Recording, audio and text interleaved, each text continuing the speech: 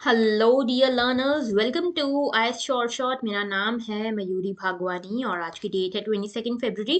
22 फरवरी के the Hindu newspaper को आज एनालाइज कर रहे हैं। साथ ही जितने भी करंट अफेयर्स आज के दिन पे न्यूज़ में हैं उन सभी को एनालाइज करेंगे इन डिटेल। और आज का बड़ा मुद्दा है that will France convince India against Russia. Will France be able to lobby India against Russia. तो बेसिकली क्वेश्चन खड़ा हो रहा है कि फ्रांस के जो प्रेसिडेंट हैं वो चाह रहे हैं कि मोदी जी, हमारी जो इंडियन गवर्नमेंट है, वो रशिया के अगेंस्ट स्टैंड लें और जो यूएनजीए यानी कि यूनाइटेड नेशन जनरल असेंबली की जो मीटिंग होने वाली है उसमें इंडिया जो है वो रशिया को ये कहे कि आप जो है ये वॉर अब खत्म कीजिए, बंद कीजिए। ओके, तो ये पूरा मुद्दा होने वाला है और इसके बारे में डिटेल में समझेंगे। इसके साथ कई सारे और मुद्दे हैं, उन सभी को डिटेल में देखेंगे। लेकिन आपको याद दिला दूं, अलर्ट दिला दूं कि भाई 95 डेज ही बचे हैं आपकी यूपीएससी प्रीलिम्स में। और आपकी इस प्रीलिम्स में आपकी मदद करने के लिए, आपको गाइडेंस देने के लिए हम आपके लिए लेकर आ रहे हैं 25 फरवरी को एक फ्री वेबिनार। अगर आप चाहो कि आपको अगर 2023 का अटेम्प्ट देना है, ओके, और अगर आपको गाइडेंस की ज़रूरत लगती है, मेंटरशिप की ज़रूरत लगती है, तो आप इस वेबिनार को ज़रूर से ज्वाइन कीजिएगा। रजिस्टर कर सकते हो। रजिस्ट्रेशन के लिए जो लिंक है वो मैं कमेंट सेक्शन में डाल दूंगी। ओके, तो शुरुआत करते हैं आज के लेक्चर की। जो पहला मुद्दा है हमारा वो है फ्रांस, रशिया और इंडिया के बीच में जो रिलेशनशिप अभी चल रहा है, जो कॉम्प्लेक्स इक्वेशन चल रही है उसके बारे में। इंटरनेशनल रिलेशन से इसको कनेक्ट कर सकते हो। हुआ क्या है, यूनाइटेड नेशन जनरल असेंबली में एक रेजोल्यूशन आने वाला है जिसपे कि रशिया यूक्रेन वॉर के बारे में बात होने वाली है। बात ये होने वाली है कि रशिया यूक्रेन वॉर अब खत्म होना चाहिए, अब पीस एस्टैब्लिश होना चाहिए और रशिया एंड यूक्रेन को आमने सामने आना चाहिए डिप्लोमेटिक डायलॉग के लिए, क्योंकि अब जो है बहुत हो चुका है, वॉर को 1 साल से ऊपर हो चुका है। तो फ्रांस और यूरोपियन यूनियन और पूरा का पूरा वेस्टर्न कंट्रीज, यूएस वगैरह सब मिलकर इंडिया के ऊपर ये प्रेशर बना रहे हैं कि इंडिया इस बार उनके साथ यूएनजीए में, यूनाइटेड नेशन जनरल असेंबली में वोट करे इस बात के लिए। अब इंडिया का क्या मुद्दा है भाई? इंडिया का अगर मैं आपको थोड़ा सा पास्ट बताऊं तो देखो क्या हुआ है। यूनाइटेड नेशन जनरल असेंबली में इससे पहले भी कई बार रेजोल्यूशन आए हैं रशिया यूक्रेन वॉर को लेकर। कई बार रशिया को अग्रेसर बुलाया गया, कई बार रशिया यूक्रेन कॉन्फ्लिक्ट का, रशिया यूक्रेन वॉर जो है उसको एक कॉन्फ्लिक्ट कहा गया, ठीक है। और इसमें इंडिया जो है, इंडिया थोड़ा सा फंसा हुआ है। क्यों फंसा हुआ है? क्योंकि इंडिया जो है रशिया का एक बहुत बड़ा अच्छा सा अलाय है, ठीक है, दोस्त है। और इसीलिए रशिया के अगेंस्ट इंडिया वोटिंग नहीं करना चाहता, रशिया के अगेंस्ट पब्लिक प्लेटफॉर्म पे इंडिया कुछ भी नहीं कहना चाहता। इनफैक्ट जब ये रशिया यूक्रेन वॉर हुआ तब भी इंडिया ने यही कहा कि सभी कंट्रीज को इंटरनेशनल लॉज का यहाँ पे वायलेशन नहीं करना चाहिए, इंटरनेशनल लॉज को फॉलो करना चाहिए। सभी कंट्रीज को एक दूसरे की सॉवरेनिटी का ध्यान रखना चाहिए, किसी की भी सॉवरेनिटी लूज आउट ना हो इसका ध्यान रखना चाहिए। और कोई भी प्रॉब्लम हो उसको डायलॉग के थ्रू डिप्लोमेटिक तरीके से सुलझाया जा सकता है, तो उसके लिए वॉर करने की जरूरत नहीं है। ये सब इंडिया ने कहा है, लेकिन रशिया को कभी भी, रशिया का नाम डायरेक्टली लिया ही नहीं है इंडिया ने इस वॉर में। ओके, तो इंडिया जो है अभी तक जितने भी यहाँ पे रिजोल्यूशन आए यूनाइटेड नेशन जनरल असेंबली में, सभी से एब्सटेन करता रहा है इंडिया। रशिया ने ये भी देखो, रशिया का जो एक्शन है यूक्रेन में जो चल रहा है, वॉर जो चल रही है, उसने इंडिया को एक बहुत ही अनकंफर्टेबल पोजीशन पे लाके रख दिया है। क्योंकि इंडिया जो है ना एक ऐसी पोजीशन पे जहाँ पे उसको अपने इंटरेस्ट बैलेंस करने पड़ रहे हैं। वेस्टर्न जो कंट्रीज हैं जैसे यूएस हो गया, फ्रांस हो गया, इनसे हमारे अच्छे खासे रिश्ते हैं, रिश्ते नाते हमारे अच्छे, यूएस, फ्रांस, जापान, इन कंट्रीज के साथ हमारे अच्छे रिश्ते हैं। लेकिन दूसरी साइड पे रशिया है, रशिया से भी हमारे अच्छे रिश्ते हैं, हमारा मेजर डिफेंस सेक्टर जो है वो रशिया से ही आता है। तो हमारे दोनों से अच्छे रिश्ते हैं। अब हम इनकी साइड लेंगे, इनकी साइड में फंस जाएंगे हम तो हम दोनों ही साइड्स नहीं ले रहे हैं। हम जब भी ऐसा रेजोल्यूशन आता है ना, हम एब्सटेन कर जाते हैं, एब्सेंट हो जाते हैं। ओके, तो हमको कोई साइड नहीं लेनी पड़ती। अब क्या हो रहा है कि एक प्रॉब्लम यहाँ पे इंडिया के सामने ये भी आ रही है कि चाइना और पाकिस्तान बार बार बॉर्डर्स को क्रॉस करते हैं, बार बार इंडिया के साथ बॉर्डर डिस्प्यूट उठाते हैं, बॉर्डर इश्यूज उठाते हैं, हमारी सॉवरेनिटी को हैम्पर करने की कोशिश करते हैं। तो ऐसे में जब इंडिया के साथ चाइना और पाकिस्तान ऐसा कर रहे हैं, तो इंडिया को यहाँ पे अगर आइडियली देखा जाए तो यूक्रेन का साथ देना चाहिए, क्योंकि यूक्रेन का साथ भी सेम चीज हो रही है जो रशिया कर रहा है। तो इंडिया के साथ जो चाइना और पाकिस्तान करता है, आज की डेट में यूक्रेन के साथ वो रशिया कर रहा है। तो आइडियली तो हमको यूक्रेन का साथ देना चाहिए, लेकिन आप सभी को पता है कि फॉरेन पॉलिसी पॉलिसी आइडियली नहीं चल पाती अब, ठीक है, अब रियलिस्टिक होना पड़ता है। क्यों? क्योंकि there are no permanent friends and no permanent force. What is permanent is national interest. तो हम अपने नेशनल इंटरेस्ट को देखते हुए अपनी फॉरेन पॉलिसी बना रहे हैं, लेकिन ये मुद्दा अभी भी कहीं ना कहीं हमारे गले की हड्डी बनता है। ओके, अब इंडिया जो है, इंडिया ने हर बार कहा है कि सभी मेंबर स्टेट्स जो हैं यूएन के, उनको इंटरनेशनल लॉ को फॉलो करना चाहिए, सभी स्टेट्स की सॉवरेनिटी को, टेरिटोरियल इंटीग्रिटी को प्रोटेक्ट करना चाहिए, रिस्पेक्ट करना चाहिए, ठीक है। लेकिन अभी तक भी रशिया के अगेंस्ट डायरेक्टली कुछ नहीं कहा है इंडिया ने। लेकिन इंडिया के नेबरहुड में कई सारी कंट्रीज हैं जो सीधे तरीके से रशिया के अगेंस्ट जिन्होंने वोट किया, जैसे भूटान है, नेपाल है, मालदीव्स है, अफगानिस्तान जो खुद पूरा बर्बाद है तालिबान के अंतर्गत, उसने भी रशिया के अगेंस्ट वोट किया है, ठीक है। म्यांमार है, इन म्यांमार में खुद मिलिट्री जनता चल रही है, वहां उन्होंने भी रशिया के अगेंस्ट वोट किया है। जबकि चाइना, पाकिस्तान, बांग्लादेश और श्रीलंका ने इससे एब्सटेन किया है इंडिया के जैसे ही, ठीक है। अभी तक ऐसा होता आया है। अब देखना ये होगा कि यूनाइटेड नेशन जनरल असेंबली में और यूनाइटेड नेशन सिक्योरिटी काउंसिल में जो ये अब रेजोल्यूशन आने वाला है, जिसमें ये बोला जा रहा है कि इस वॉर को क्रिटिसाइज किया जाएगा इस रेजोल्यूशन में, और बात ये होगी कि भाई डायलॉग के थ्रू आप पूरा मुद्दा सुलझाइए, पीस लाने की कोशिश होगी। और 143 जो यूनाइटेड नेशन जनरल असेंबली के मेंबर्स हैं, वो इसके लिए रेजोल्यूशन के लिए वोट करेंगे, इस वॉर को क्रिटिसाइज करते हुए और रशिया का जो एनेक्सेशन है यूक्रेन पे, उसको क्रिटिसाइज करते हुए। लेकिन फ्रांस बेसिकली बोल रहा है बार बार, फ्रांस, यूरोपियन यूनियन इंडिया को बोल रहे हैं कि देखो भाई ऐसा मत करो, इस बार इंडिया तुम एब्सटेन मत करना, इस बार तुम हमारा साथ देना, यूनाइटेड नेशन जनरल असेंबली में जो ये रेजोल्यूशन आ रहा है तुम उसको सपोर्ट करना, और ये कहना कि रशिया यूक्रेन वॉर को तुम भी कंडेम करते हो। लेकिन अभी तक जो इंडिया की फॉरेन पॉलिसी रही है उसको देखते हुए लगता नहीं है कि इंडिया ऐसा करेगा। इंडिया के अभी भी एब्सटेन करने के चांसेस ज़्यादा ही हैं, और फ्रांस और यूरोपियन यूनियन कंटिन्यूसली इंडिया के ऊपर प्रेशर बना रहे हैं, क्योंकि उनको लगता है कि इंडिया जो है वो रशिया का एक बहुत अच्छा अलाय है, और इंडिया जो है रशिया को समझा सकता है, समझा बुझा के रशिया का जो ये वॉर है, वॉर वाला टेक है यूक्रेन के ऊपर, उसको बदल सकता है इंडिया। तो ये एक तो चीज़ हुई, तो यहाँ पे प्यार से समझाने वाली बात हो रही है, प्रेशर के थ्रू समझाने वाली बात हो रही है। और दूसरी ये तो हो गई, बाकी सारी कंट्रीज जो हैं, फ्रांस, यूरोपियन यूनियन, ये सब सॉफ्ट पावर अपना के देख रही है इंडिया के ऊपर। लेकिन दूसरी तरफ हार्ड पावर का भी यहाँ पे प्रदर्शन चल रहा है। यूरोपियन यूनियन ने क्लियरली बोला है कि जो थर्ड नेशन कंट्रीज हैं, थर्ड कंट्री एंटिटीज हैं, इनके ऊपर भी अब हम सैंक्शंस लगाना शुरू करेंगे। वो कंट्रीज जो रशिया को मदद कर रही हैं किसी भी तरह से, उनको हम यहाँ पे सैंक्शंस लगाना शुरू करेंगे। बेसिकली ये भी चमकाने की ही कोशिश है इंडिया और इंडिया जैसी कंट्रीज को जो रशिया के अगेंस्ट कुछ भी नहीं बोल रही हैं। जैसे अभी यूरोपियन यूनियन ने ईरान के अगेंस्ट सैंक्शंस लगा दिए, बोला ये कि तुम यहाँ पे ड्रोन्स और वेपन सप्लाई कर रहे हो रशिया को, तो इसीलिए हम तुम पर सैंक्शन लगा रहे हैं। तो बेसिकली ये पूरा अभी मुद्दा चल रहा है, और यहाँ पे जो मिस्टर पुतिन है रशिया के प्रेसिडेंट, उन्होंने यूएस और यूरोपियन यूनियन को ये अक्यूज किया है कि ये जो कंट्रीज हैं मिलकर इनकी कंट्री को यहाँ पे टारगेट कर रहे हैं, इनकी कंट्री को डिफीटिंग पार्टी के फॉर्म में शोकेस कर रहे हैं, या इस तरह से, ठीक है।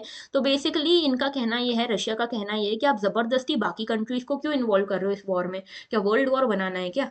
तो रशिया यूएस और वेस्ट को ब्लेम कर रहे हो, यूएस और वेस्ट रशिया को ब्लेम कर रहे हैं, और यही मुद्दा चलता जा रहा है। ऑलराइट, बढ़ते हैं आगे। यूएनजीए के बारे में बात करें, यूनाइटेड नेशन जनरल असेंबली के बारे में, तो ये क्या है? यूएन के 6 प्रिंसिपल ऑर्गन हैं, उसमें से एक है यूनाइटेड नेशन जनरल असेंबली, जहां पे हर कंट्री का रिप्रेजेंटेशन होता है और हर कंट्री को अलाउ किया जाता है वोट करने के लिए। मेंबर्स कितने हैं? तो देखो 193 मेंबर कंट्रीज हैं, और ये 193 मेंबर कंट्रीज जो हैं वो सारी मेंबर्स हैं यूएन की। इंटरनेशनल कई सारी एंटिटीज हैं जो इसमें शामिल हैं, जैसे रेड क्रॉस है, वेटिकन है, इनका ऑब्जर्वर स्टेटस इनको मिला हुआ है। यूएनजी के जो प्रेसिडेंट होते हैं, ये हर साल इनकी जो प्रेसिडेंटशिप है वो रोटेट करती है अलग अलग रीजन्स के बीच में, और मेंबर स्टेट्स जो है वो वोट करके नए प्रेसिडेंट को चुनते हैं हर साल। यूएनजीए का फंक्शन ये है कि अगर पीस के अगेंस्ट कोई भी थ्रेट देखने को मिलता है, या ब्रीच ऑफ पीस देखने को मिलता है, अग्रेशन देखने को मिलता है, तो उसको रोकने का काम है यूनाइटेड नेशन जनरल असेंबली का।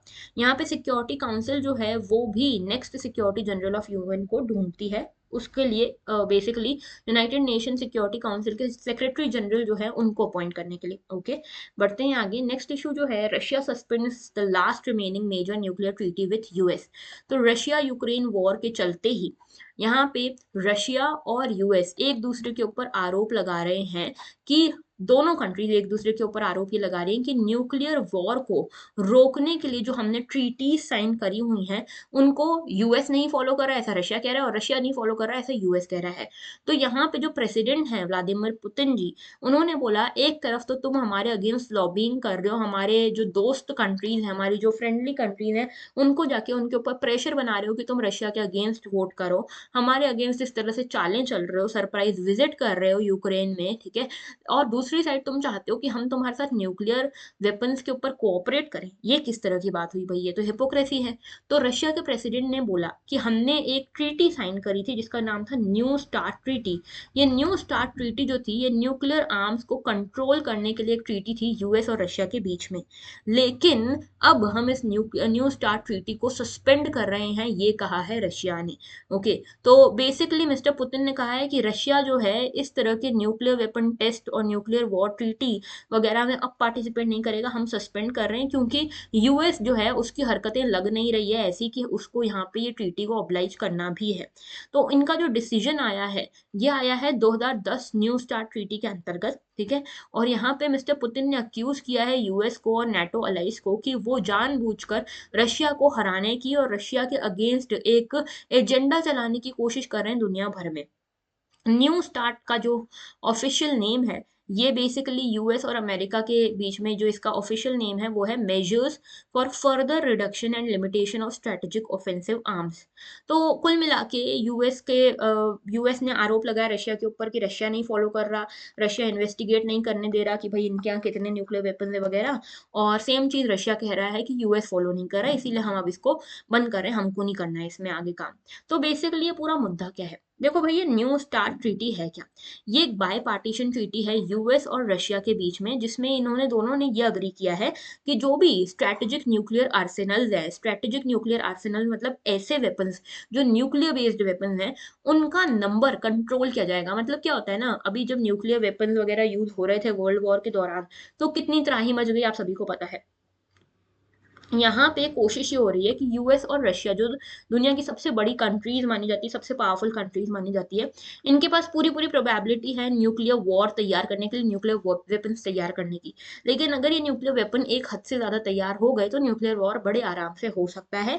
इसीलिए इसको प्रिवेंट करने के लिए दोनों कंट्रीज ने बोला कि देखो भाई हम 10 न्यूक्लियर वेपन रखेंगे, 10 न्यूक्लियर वेपन तुम रखो। तो एक नंबर डिसाइड कर लिया इन्होंने कि 10 तो हाइपोथेटिकल है, एक नंबर डिसाइड कर लिया कि इतने हम रखेंगे उतने तुम रखो। और एक दूसरे की कंट्रीज के ऊपर हम इंस्पेक्शन रख सकते हैं कि कहीं तुमने ज्यादा न्यूक्लियर वेपन तो नहीं बना लिए।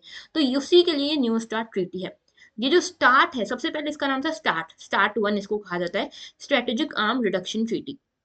ये यूएस और यूएसएसआर के बीच में साइन हुई थी 1991 में, और ये फोर्स में आई 1994 में, ठीक है। अभी जो है ये न्यू स्टार्ट जो है ना, ये इसी का एडवांस्ड वर्जन है, आगे का वर्जन है। तो ये last remaining arm control treaty है यूएस और रशिया के बीच में, जो कि 2026 तक फोर्स में रहने वाली थी, ठीक है। और यहाँ पे ये की कंट्रोल करने वाली है super power deployment of nuclear weapons को। जो भी दोनों कंट्रीज जो दोनों सुपर पावर है उनके पास जितना भी न्यूक्लियर वेपन डिप्लॉयमेंट है उसको कंट्रोल करना था इस न्यूट्रल स्टार्ट ट्रीटी को। इसको बेसिकली देखो ऐसा है कि बराक ओबामा ने 2010 में और जो बाइडन ने 2000 जो बाइडन और बराक ओबामा, इन दोनों ने यहाँ पे यूएस की साइड से हामी भरी थी। पहले बराक ओबामा थे जिन्होंने स्टार्ट ट्रीटी के लिए 2010 में हामी भरी, और उसके बाद जो बाइडन जो है उन्होंने बोला कि हाँ चलो इस ट्रीटी को आगे बढ़ाएंगे 2026 तक, ओके। और ये सब जो हुआ था ये 2011 में फाइनलाइज हुआ था। तो बेसिकली देखो ये स्टार्ट वन ट्रीटी पहले आई। स्टार्ट वन ट्रीटी क्या थी कि भाई न्यूक्लियर वॉरहेड्स आप कितने यूज करोगे, इंटरकॉन्टिनेंटल बैलिस्टिक मिसाइल्स कितनी करोगे, इसके लिए नंबर डिसाइड किया गया कि आप न्यूक्लियर वॉरहेड 6000 रख सकते हो, आईसीबीएम यानी कि इंटरकॉन्टिनेंटल बैलिस्टिक मिसाइल आप 1600 रख सकते हो। ये वाली जो स्टार्ट वन ट्रीटी थी ये 2009 में खत्म हो गई। उसके बाद आता है सॉट। सॉट जो है स्ट्रेटेजिक ऑफेंस रिडक्शन ट्रीटी है। सॉट जो है स्ट्रेटेजिक ऑफेंसिव रिडक्शन ट्रीटी, इसका नया नाम दिया गया न्यू स्टार्ट। तो बेसिकली याद रखना कि सबसे पहले स्टार्ट वन था जिसको 1991 में यूएस और यूएसएसआर ने साइन किया, और उसके बाद ये फोर्स में आया 1994 में, ठीक है। ये खत्म हो गया 2009 में, और 2010-11 में यहाँ पे नई ट्रीटी आती है जिसका नाम है न्यू स्टार्ट ट्रीटी। और अब ये कहा गया कि ये न्यू स्टार्ट ट्रीटी जो है 2026 तक कंटिन्यू होने वाली है। लेकिन 2026 तक तो तब कंटिन्यू होगी जब दोनों कंट्रीज इसके लिए अप्रूव करेंगी। रशिया ने बोला है कि हम तो इसको सस्पेंड कर रहे हैं, अभी ऑफिशियली एकदम सस्पेंड किया नहीं है, लेकिन हाँ जरूर बोला जरूर है। तो ये न्यू स्टार्ट जो है ये रशिया और यूएस के बीच में ये जो ट्रीटी है, इसका फुल फॉर्म आप देख सकते हो, measure for further reduction and limitation of strategic offensive arms. ठीक है, 2011 में ये फोर्स में आई है और इसने वेरीफाइबल लिमिट्स लगाई है inter continental range nuclear weapons पे दोनों कंट्रीज के। तो ये दोनों कंट्रीज जो हैं अपनी अपनी जो स्ट्रेटेजिक ऑफेंसिव आर्म है उनके ऊपर लिमिट्स रखेंगी और एक दूसरे की कंट्री के ऊपर ये इन्वेस्टिगेशन भी रख सकती हैं। 2026 तक ये चलने वाली थी ट्रीटी, लेकिन पहले ही रशिया ने बोल दिया है कि हम तो इससे बाहर हो रहे हैं। अब ये इकलौती ऐसी ट्रीटी थी जो यूएस और रशिया के बीच में जो न्यूक्लियर वेपन है उनको रेगुलेट कर रही थी। अगर ये ट्रीटी भी सस्पेंड हो जाती है तो काफी अनस्टेबिलिटी आ सकती है पूरे के पूरे जियो पॉलिटिक्स में। ओके, तो ये था पूरा मुद्दा। And moving forward to the next issue which is regarding vulture, environment से रिलेटेड है। केरला, तमिलनाडु और कर्नाटक के 3 स्टेट गवर्नमेंट साथ में आके पहला सिंक्रोनाइज्ड वल्चर सर्वे करवा रहे हैं फरवरी में। तो ये जो वल्चर सर्वे होने वाला है इसमें ये देखने वाले हैं कि कितने वल्चर्स बेसिकली प्रेजेंट हैं, सेंसस एक तरह से होने वाला है। तो ये तीनों स्टेट साथ में क्यों कर रहे हैं? इससे पहले ये इंडिविजुअली अपना अपना वल्चर सर्वे करते थे, लेकिन उसमें क्या होता था, डुप्लीकेशन हो जाता था। पहले वही वल्चर कर्नाटका में बैठा है, उड़ के केरला में आ गया, तो केरला और कर्नाटका दोनों में इसका नाम आ जाता है। तो ऐसा ना हो, डुप्लीकेशन ना हो, इसलिए तीनों जो स्टेट्स हैं वो मिलकर ये वल्चर प्रोग्राम कर रहे हैं, वल्चर सर्वे कर रहे हैं। तो यहाँ पे ट्राईपार्टाइट कोऑर्डिनेशन हुआ है और यहाँ पे बोला जा रहा है कि मुदुमलाई टाइगर रिजर्व जो है तमिलनाडु में, वहां पे ये पहला सिंक्रोनाइज्ड वल्चर यहाँ से शुरू होगा वेस्टर्न घाट्स में। वयनाड वाइल्ड लाइफ सेंचुरी के आसपास भी होगा। तो ये वयनाड वाइल्ड लाइफ सेंचुरी जो है ये बहुत करीब पड़ती है नागरहोल और बंदीपुर, जो हमारा नेशनल पार्क है, रिजर्व है, टाइगर रिजर्व कर्नाटका के, और तमिलनाडु का मुदुमलाई, इनके आसपास। मतलब समझो ये चीज यहाँ पे याद रखना, वयनाड कहाँ पे है? वयनाड है केरल में। ठीक है, मुदुमलाई कहाँ पे है? मुदुमलाई है कहाँ पे? तमिलनाडु में। उसके अलावा है नागरहोल और बंदीपुर। नागरहोल एंड बंदीपुर ये दोनों कहाँ पे हैं? कर्नाटका में है। ठीक है, तो बेसिकली ये याद रखना है आपको। तो इन रीजन्स में वल्चर मिलती है। ओके, वल्चर जो स्पीशी है वो मिलता है। और वल्चर्स जो है इनकी पॉपुलेशन पहले बहुत अच्छी हुआ करती थी। एक समय था हमारे देश में जब 4 करोड़ के आसपास इनकी पॉपुलेशन हुआ करती थी साउथ एशिया में, लेकिन अब इनकी पॉपुलेशन 10,000 के आसपास आ गई है। क्यों ऐसा हुआ? क्योंकि इनकी पॉपुलेशन में कैटास्ट्रॉफिक डिक्लाइन हुआ है, बहुत तेजी से ये जो वल्चर्स हैं इनका डिक्लाइन हुआ है। क्यों? क्योंकि एक यहाँ पे ड्रग आया था, एंटी इन्फ्लेमेटरी ड्रग, जिसका नाम है डाइक्लोफिनेक। उसको यहाँ पे कैटल्स कंज्यूम करती थी सो दैट उनको पेन वगैरह ना हो, और उसको फिर ये जो जब कैटल्स मर जाती थी तो उनके ऊपर वल्चर्स फीड करती थी। तो ये जो डाइक्लोफिनेक ड्रग था ना, ये बेसिकली वल्चर्स की किडनी को फेल कर देता था और उसके कारण वल्चर्स की डेथ हो रही थी बहुत तेजी से। तो इस डाइक्लोफिनेक को अभी बंद कर दिया गया है काफी हद तक। तो ठीक है, तो बेसिकली वल्चर्स के बारे में अगर एक इंपॉर्टेंट बात आपको बताऊं तो ये हमारे इंडिया में जो वल्चर्स की पॉपुलेशन है लगभग लगभग 97 से 99.9% से गिरी है from 1992 to 2007। Okay, fastest decline हुआ है किसी भी बर्ड के, अगर आप देखोगे इतना तेजी से डिक्लाइन नहीं हुआ है पूरे वर्ल्ड में जितना तेजी से वल्चर्स का डिक्लाइन हुआ है। और इसके पीछे रीजन क्या है? डाइक्लोफिनेक। अब आप सोचोगे ये क्या मुद्दा है भाई? देखो, वल्चर्स जो है ना इनको कहा जाता है स्कैवेंजर्स। स्कैवेंजर्स क्यों? क्योंकि हमारे दुनिया में जैसे कोई भी कैटल मर गई, कोई भी पर्सन, कोई भी ह्यूमन बींग, कोई भी लिविंग बींग अगर मर गया तो उसके ऊपर फीड करते हैं ये वल्चर्स। तो जितना भी वेस्ट है ना हमारे दुनिया में से उसको क्लियर करने का काम करते हैं वल्चर्स। स्पेशली इनफैक्ट आप देखोगे पारसी कम्युनिटी जो है ना, उनके में ट्रेडिशन होता है कि जब किसी की डेथ हो जाती है तो आप देखते हो हिंदूज में क्रिमेशन होता है, इस्लाम में उनको बरी किया जाता है, वैसे पारसीज में क्या होता है कि जो बॉडी है उसको एक एकदम अलग जगह पे जाके रख दिया जाता है, सो दैट एक हाइट पे जाके रख दिया जाता है सो दैट वल्चर्स उसके ऊपर फीड कर सके, उस बॉडी के ऊपर, डेड बॉडी के ऊपर। और ये माना जाता है कि वल्चर्स जब उस पर फीड करती है तभी उस पर्सन को साल्वेशन मिलता है। इस तरह से पारसी कम्युनिटी में सोचा जाता है, माना जाता है। तो ये जो है बेसिकली जब से ये वल्चर्स का डिक्लाइन हुआ तब से पारसी कम्युनिटी भी बहुत परेशान है। अब हुआ क्या कि जो कैटल्स के ऊपर फीड करती है वल्चर, तो अब यहाँ पे ये जो फार्मर हैं, जो एनिमल हस्बेंड्री वाले लोग हैं, वो क्या कर रहे थे, कैटल्स को एक ड्रग दे रहे थे जिसका नाम है डाइक्लोफिनेक। ये डाइक्लोफेनेक से क्या हो रहा था कि जब ड्यूरिंग रिप्रोडक्शन और ड्यूरिंग मल्टीपल टाइम्स जब भी कैटल पेन में होती है तो उसको डाइक्लोफेनेक दिया जाता है, तो उसको पेन कम हो जाता है ना। ये कैटल ने पूरा अपनी लाइफ डाइक्लोफेनेक कंज्यूम किया, जब मर गया ये कैटल तो उसके बाद वल्चर ने इसके ऊपर फीड किया। अब वल्चर की बॉडी में भी डाइक्लोफेनेक आ गया और ये डाइक्लोफेनेक जाके वल्चर की किडनी को फेल कर देता है और इसलिए इनकी डेथ हो जाती है। ओके, तो बेसिकली ये लार्ज कैरियन ईटिंग बर्ड्स है जो प्रीडोमिनेंटली ट्रॉपिक्स और सब ट्रॉपिक्स में रहती हैं। इंपॉर्टेंट फंक्शन इनका यह है कि नेचर से गार्बेज को दूर करती है, नेचर के गार्बेज कलेक्टर इनको कहा जाता है, और एनवायरमेंट को क्लीन रखती है कैसे, स्कैवेंजिंग के थ्रू, यानी कि जो फीड करती हैं बेसिकली ये डेड बॉडीज के ऊपर।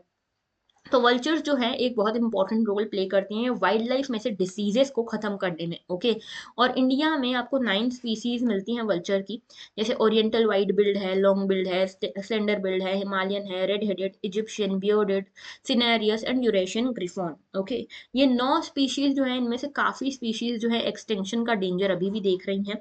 इसमें कुछ स्पीशी हैं जो वाइल्ड लाइफ प्रोटेक्शन एक्ट के शेड्यूल 1 में आती हैं, जैसे कि bearded, long build, slender billed, oriental white build, white back, ये जो है 4 स्पीशी ये शेड्यूल 1 में आती हैं वाइल्ड लाइफ प्रोटेक्शन एक्ट के, और बाकी सारी शेड्यूल 4 में आती हैं। ओके, बढ़ते हैं आगे।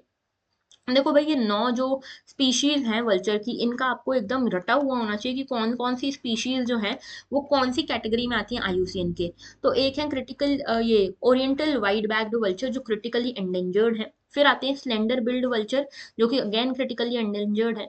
लॉन्ग बिल्ड वल्चर जो है ये क्रिटिकली एंडेंजर्ड है। तो ये 3 है, स्लेंडर बिल, लॉन्ग बिल और ओरिएंटल वाइट बैक, ये क्रिटिकली एंडेंजर्ड है। उसके बाद आती है इजिप्शियन जो कि एंडेंजर्ड है, रेड हेडेड क्रिटिकली एंडेंजर्ड है, Indian griffon vulture least concern है, Himalayan griffon non threaten near threatened है, सिनेरियस जो है नियर थ्रेटन्ड है, और बियर्डेड वल्चर भी नियर थ्रेटन्ड है। अब इसको याद करो, कैसे याद करोगे जरा मुझे बताओ, कोई नेमोनिक वगैरह अगर बना पाते हो तो कमेंट सेक्शन में बताना कि कैसे याद हो पाएगा। ओके, बढ़ते हैं आगे, नेक्स्ट इशू के ऊपर चलते हैं। Survey of India to be the arbiter as government privatises map making. तो बेसिकली सर्वे ऑफ इंडिया एक ऐसी ऑर्गेनाइजेशन थी गवर्नमेंट की जो 250 साल से मैप मेकर बन के बैठा है इंडिया का। जितने भी मैप्स बनते हैं ना इंडिया के, वो सर्वे ऑफ इंडिया ही बनाता है। लेकिन अभी गवर्नमेंट ने डिसाइड किया है कि अब जो है ये मोनोपोली तोड़ी जाएगी और ये जो मैप्स हैं, हाई रेजोल्यूशन मैप्स बनाने का जो कॉन्ट्रैक्ट है वो प्राइवेट एजेंसीज को भी दिया जा सकता है, और इसमें Survey of India will be the main arbiter. तो स्टेट बाउंड्रीज वगैरह से डील करना, नेशनल बॉर्डर से डील करना अभी भी सर्वे ऑफ इंडिया ही करेगा, लेकिन हाई रेजोल्यूशन मैप्स बनाने का काम प्राइवेट एजेंसीज को भी दिया जा सकता है, ये सरकार ने डिसाइड किया है। तो इससे क्या होगा कि प्रॉपर रेफरेंस स्टेशन बनाए जाएंगे, कार्टोग्राफर्स को मदद की जाएगी हाई रेजोल्यूशन मैप्स वगैरह बनाने में। सेंट्रल गवर्नमेंट ने अभी national geo spatial policy of India बनाई थी, जिसमें यह बोला गया कि कोई भी private agency high resolution maps बना सकती सरकार के लिए। इसके पहले सर्वे ऑफ इंडिया ही ये करती थी। सर्वे ऑफ इंडिया 2 कैटेगरीज में मैप बनाती थी, एक होता था डिफेंस कैटेगरी और दूसरा होता था सिविलियन। तो सिविलियन वाले जो मैप्स होते थे ना, बड़े कोर्स होते थे, मतलब ऐसे मोटे मोटे यहाँ पे बना दिया कि मान लो ये मैप बनाया और मैप में बता दिया कि भाई देखो यहाँ पे पार्क है, यहाँ पे घर है, यहाँ पे मॉल है, इस तरह से मोटा मोटा बता दिया। लेकिन जो डिफेंस वाले मैप्स होते थे ना, एकदम उसमें क्रिटिकल डिटेल्स दी जाती थी, छोटी छोटी, कि पार्क में कहाँ कहाँ पे क्या क्या चीजें, कौन से झूले वगैरह सब चीजें। ओके, तो यहाँ पे 2 तरीके से यहाँ पे मैपिंग करता था सर्वे ऑफ इंडिया। ये जो सर्वे ऑफ इंडिया है कॉर्स भी यूज करता था। कॉर्स बेसिकली क्या है, कंटिन्यूसली ऑपरेटिंग रेफरेंस स्टेशन है। कॉर्स बेसिकली ऐसी टेक्नोलॉजी जिसके थ्रू एकदम एक्यूरेट डिजिटल मैप्स बन सकते हैं, जिसमें एक जीपीएस रिसीवर होता है जो बहुत कंटिन्यूसली ऑपरेट करता है, एक स्टेबल एंटीना होता है। इसके अलावा रेफरेंस स्टेशन जो हैं ये हर जगह पे प्रेजेंट होते हैं ग्लोब में, और ये डाटा प्रोवाइड करते हैं इस तरह के मैप्स बनाने के लिए, एक्यूरेट नेविगेशन को फैसिलिटेट करते हैं, सो ऑन। ओके, तो सर्वे ऑफ इंडिया जो है उसकी बात करेंगे, पहले सर्वे ऑफ इंडिया के देख लो। सर्वे ऑफ इंडिया जो है ये हमारी मेन बॉडी है, ठीक है, नेशनल हमारी साइंस एंड टेक मिनिस्ट्री ने अभी इसी से रिलेटेड एक नेशनल पॉलिसी घोषित करी है। तो ministry of science and tech ने नेशनल जियो स्पेशल पॉलिसी लेकर आया 2022 में, with the goal of making India a world leader in global geo spatial sector. तो हमारे ग्लोबल जियो स्पेशल सेक्टर मतलब जो मैपिंग वगैरह से रिलेटेड सेक्टर है ना, उसको, उसमें इंडिया को वर्ल्ड लीडर बनाने के लिए ये नई पॉलिसी लेकर आए हैं। इंडिया का जो जियो स्पेशल इकोनॉमी है वो 63,000 करोड़ की हो सकती है बाय 2025, और इसमें लगभग 10 लाख लोगों को एम्प्लॉयमेंट मिल सकता है, इसीलिए बड़ा इंपॉर्टेंट है। तो बेसिकली इसके अंदर क्या होगा, एक जियो स्पेशियल नॉलेज इंफ्रास्ट्रक्चर बनाया जाएगा और साथ में एक integrated data and information framework बनाया जाएगा जिसके अंदर डाटा स्टोरेज का काम तो हो जाएगा। इसके अलावा 2030 के लिए अलग गोल सेट किए गए हैं, 2035 के लिए अलग गोल्स सेट किए गए हैं। 2030 तक ये गोल सेट किया गया है कि हाई रिजोल्यूशन टॉपोग्राफिकल सर्वे होगा, मैपिंग होगी। इसके अलावा डिजिटल एलिवेशन मॉडल जो है उसमें हायर एक्यूरेसी के साथ काम होगा। कैपेबिलिटीज को एनहांस किया जाएगा, स्किल्स और अवेयरनेस को एनहांस किया जाएगा। 2035 के लिए गोल ये है कि हाई रेजोल्यूशन एक्यूरेसी वाले जियो स्पेशल डाटा को बनाया जाएगा। सर्वे और मैपिंग होगी सब सरफेस इंफ्रास्ट्रक्चर के लिए, और new national digital twin of the major cities in town, तो यहाँ पे नेशनल डिजिटल ट्विन भी बनाने की बात हो रही है सिटीज और टाउन्स की। ओके, तो ये था पूरा। अच्छा, अब ये जो कॉर्स वाली चीज है ना, कॉर्स ये क्या है, CORS technology continuously operating reference station. तो बेसिकली ये जो कॉर्स टेक्नोलॉजी है इसको भी लेकर आया है सर्वे ऑफ इंडिया ही।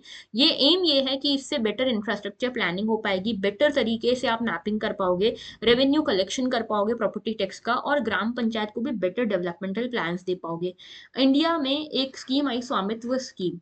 इसमें बेसिकली लैंड सर्वे होना था और इस लैंड सर्वे से मदद मिलनी थी जो ग्राम पंचायत हैं उनको, जिसमें विलेजेस का सर्वे होगा इम्प्रूव्ड टेक्नोलॉजी के थ्रू। और ये चीज के लिए कॉर्स टेक्नोलॉजी का यहाँ पे यूज किया जा रहा था। तो अगर आपसे क्वेश्चन पूछा जाए प्रीलिम्स में कि व्हाट इज कॉर्स टेक्नोलॉजी और what is it related to, तो याद रखना it is related to geo spatial data, geo spatial data collection. Okay, तो बेसिकली डाटा कलेक्शन से रिलेटेड है, मैपिंग वगैरह से रिलेटेड है। इसमें अलग अलग स्टेशन होते हैं और यहाँ पे एक नेटवर्क सर्वर होता है जो सबको कनेक्ट करता है। ओके, ड्रोन वगैरह भी यूज होते हैं इसमें।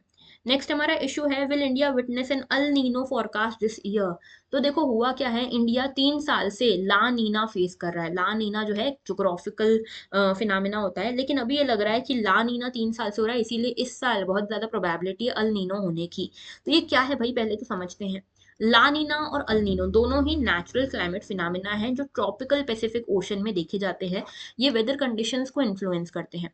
नॉर्मल कंडीशन में क्या होता है, जो सरफेस लो प्रेशर है वो डेवलप होता है नॉर्दर्न ऑस्ट्रेलिया के आसपास और इंडोनेशिया के आसपास, और हाई प्रेशर सिस्टम डेवलप होता है पेरू के आसपास। मतलब समझो कि ये है ऑस्ट्रेलिया, ये है साउथ अमेरिका या पेरू जो भी है, बीच में आता है पूरा पैसिफिक ओशन। ठीक है, तो यहाँ पे कहा जा रहा है कि जो इंडोनेशिया और ऑस्ट्रेलिया है उसके आसपास आप देखते हो लो प्रेशर है, और यहाँ पे होता है हाई प्रेशर। लो प्रेशर है यानी कि यहाँ पे जो वाटर है उसका सी सरफेस टेम्परेचर ज्यादा होगा, इसका सी सरफेस टेम्परेचर कम होगा। यानी कि यहाँ पे कोल्ड वाटर होता है और यहाँ पे वार्म वाटर होता है। ठीक है, ये जनरली देखा जाता है। और ट्रेड विंड्स कैसी चलती हैं, इस तरह से ट्रेड विंड्स चलती हैं, यानी कि ईस्टर्लीज चलती हैं इक्वेटर के पास में। तो ये ईस्टर्लीज जो है ये जो पूरा हमारा गर्म पानी है उसको खींच के इधर ले जाती हैं वेस्टर्न पैसिफिक ओशन की तरफ। तो जो ईस्टर्ली फ्लो है ट्रेड विंड्स का वो वार्म सरफेस वाटर को वेस्टवर्ड ले जाता है, और यहाँ पे कन्वेक्टिव स्टॉर्म्स चलते हैं, थंडर स्टॉर्म्स चलते हैं इंडोनेशिया ऑस्ट्रेलिया के पास में। और यहाँ पे पेरू के आसपास यहाँ कोल्ड करंट फ्लो करते हैं, न्यूट्रिएंट रिच वाटर होता है, इसलिए यहाँ पे फिशरीज का काफी अच्छा स्कोप होता है। ओके, ये होती है नॉर्मल कंडीशन। लेकिन देखो यहाँ पे नॉर्मल कंडीशन क्या है कि ये है ऑस्ट्रेलिया, यहाँ पे इंडोनेशिया है, यहाँ बीच में इक्वेटर आता है, ये ट्रेड विंड्स चल रही हैं। ठीक है, ये देख रहे हो ट्रेड विंड है ये, और यहाँ पे कूल वाटर जनरेट हो जाता है। कूल वाटर है तो मतलब टेम्परेचर होगा लो, प्रेशर होगा हाई प्रेशर, और यहाँ पे हो जाता है सारा जमा low pressure area, warm water. ठीक है, यानी कि टेम्परेचर ज्यादा है।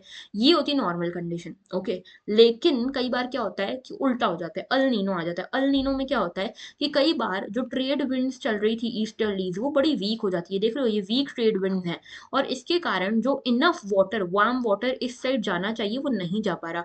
उल्टा हो गया है कि यहाँ पे जो वार्म वाटर इकट्ठा हुआ था वो इस तरफ आने लगा है।